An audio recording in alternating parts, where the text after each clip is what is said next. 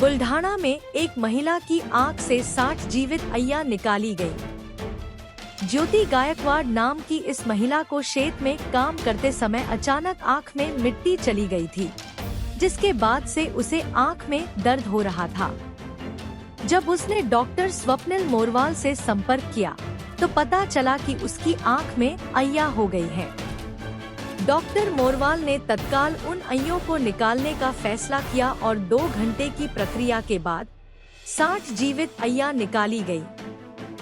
अब महिला की आंख में कोई दर्द नहीं है और आंख सुरक्षित है, जिससे डॉक्टर मोरवाल की सराहना हो रही है। सकाळी मी शेतात कामाला गेलते।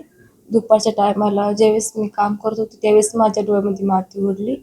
मला वाटलं असं काही जसं खडा बिडा काही असं डोळ्यातून गेला असं, तर नाही। नंतर मग ते पाणी गळायला लागलं तर मी पाण्याने धुतलं ते, पण ते काही म्हणजे ठीक झालं नाही। नंतर मग तो खूपच त्रास व्हायला लागला। मग घरी यायच्या नंतर ड्राफ्ट टाकला घरी आल्यावरती, मग ते जास्त झालं तर मग त्रास व्हायला लागला, मग डॉक्टरकडे आलो। पेशंट ॲक्च्युली ज्योतिताई मालगणी गाव जवळच आहे आमच्या चिखली तालुक्याच्या।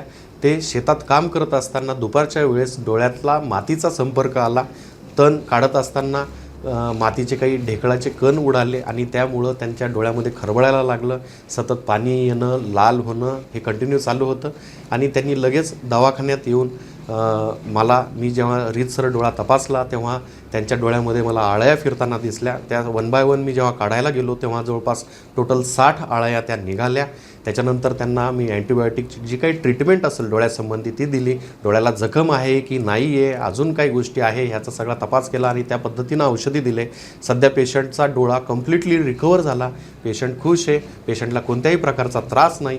आणि माझं स्पेशल ॲडवाईस हेच राहील, ज्याला कोणाला इन्फेक्शन झाला असेल किंवा कोणताही त्रास डोळ्यासंबंधी झाला असेल तर त्यांनी चुकीने कोणतंच मनानं डोळ्यासंबंधी औषध टाकायचं नाही।